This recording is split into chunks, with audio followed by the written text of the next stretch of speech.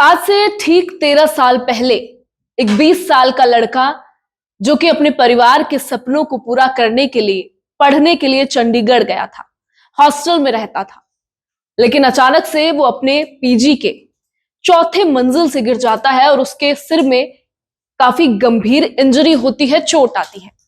हरीश राणा, ये नाम आप अक्सर अब सुन रहे होंगे जो कि सुर्खियों में है। हरीश राणा 13 साल पहले चौथी मंजिल से अपने पीजी से गिरे थे और उसके बाद उनके सिर में इतनी भयंकर चोट आई थी कि वो 13 सालों से कोमा में थे और वेजिटेटिव स्टेट में थे, यानी कि उनका जो खाना पानी था वो पाइप्स के जरिए करवाया जा रहा था। इसी के जरिए वेंटिलेशन पर और ऑक्सीजन की सहायता से उनको जिंदा रखा जा रहा था। सोचिए उन माँ बाप की स्थिति जो 13 साल से अपने बच्चे को उसकी सेवा कर रहे हैं और एक आस लगाए हुए हैं। 13 साल की अगर हम बात करते हैं तो ये कोई छोटा समय, 13 साल में इतना सब्र रखना, इतना धैर्य रखना अपने आप में बड़ी बात है।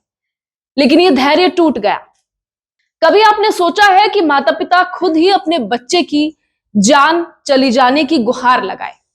दरअसल हरीश राणा के माता पिता जो कि 13 साल से अपने बेटे की सेवा कर रहे थे और इस उम्मीद में थे कि वो ठीक हो जाएगा, जब उन्हें मालूम हुआ कि ये उम्मीद झूठी है, ये आस झूठी है, तो उन्होंने सुप्रीम कोर्ट में एक गुहार लगाई। ये गुहार थी कि उनके बेटे को इस दर्द से, इस पीड़ा से अब मुक्ति दी जाए। जी हाँ, मैं बात कर रही हूं यूथनेशिया की, यानी कि इच्छा मृत्यु की। इतिहास में ऐसा पहली बार हुआ जब सुप्रीम कोर्ट ने किसी को इच्छा मृत्यु की इजाजत दी, और ये नाम था हरीश राणा, जो कि 13 साल से जिंदगी और मौत के बीच में लड़ाई लड़ रहे थे। लेकिन आखिरकार जब मेडिकल ने और डॉक्टर्स ने हाथ उठा दिया और कह दिया कि इस तरह से शायद उन्हें 10-15 साल और जिंदा रखा जा सकता है, लेकिन वो वेजिटेटिव स्टेट में ही रहेंगे, यानी कि इसी तरह से वेंटिलेटर पर रहेंगे। 100% इनके शरीर में लकवा आ चुका था, यानी कि पैरालाइज हो चुके थे। सारी जो सेवा थी वो माता पिता कर रहे थे, अपने बेटे के जीवन की आस में हमेशा उसकी सेवा करते, लेकिन अंत में उन्हें हारना पड़ा। उनकी जो ये आस थी, उनकी जो ये उम्मीद थी, वो टूट गई।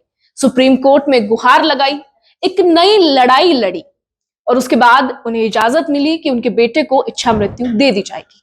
हरीश राणा को इसके बाद एम्स ले जाया गया। दिल्ली में जब पैथिव यूथनेशिया की उनको इजाजत मिली। पैथिव यूथनेशिया क्या है? जिसमें बस जो लाइफ सपोर्ट होता है, यानी कि जो ऑक्सीजन है, जो वेंटिलेटर है, उसका सपोर्ट हटा दिया जाता है, जिसके चलते व्यक्ति धीरे धीरे अपने प्राण छोड़ देता है। कल इस तरह की एक भावुक वीडियो हमारे सामने आई। इस वीडियो में देखा जा सकता है कि ब्रह्म कुमारी यहां पर पहुंची और एक सीख उन्होंने हरीश राणा को जाते जाते दी और अंतिम विदाई माता पिता ने भी अपने बेटे को दे दी। इस वीडियो में ब्रह्म कुमारी कहती है कि सबको माफ करते हुए और सबसे माफी मांगते हुए चले जाओ। ठीक है, ये लफ्ज जो कि अब इंटरनेट पर, सोशल मीडिया पर हर किसी को भावुक कर देते हैं। जब उनकी माताजी से बात की गई, हरीश राणा की मां से बात की गई, तो उन्होंने उनकी बचपन की कई यादें भी बताई। कहा कि जब मैं खाना खिलाती तो भाग जाता और फिर छिपकर वापस आ जाता। ये कहते हुए उनकी मां रोने लगी। ये सब्र था उन माता पिता का जो कि 13 साल से लड़ रहे थे अपने बच्चे की जान के लिए।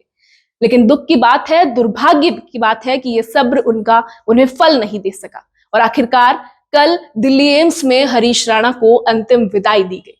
लेकिन ये विदाई सिर्फ शरीर की नहीं थी, विदाई थी आत्मा की, उस आत्मा की शांति की जो कि 13 साल से संघर्ष कर रही थी। और उसके पीछे माता पिता जो कि 13 साल से सोच रहे थे कि उनका बेटा शायद ठीक होगा। हरीश राणा का ये केस इतिहास में लिखा जाएगा।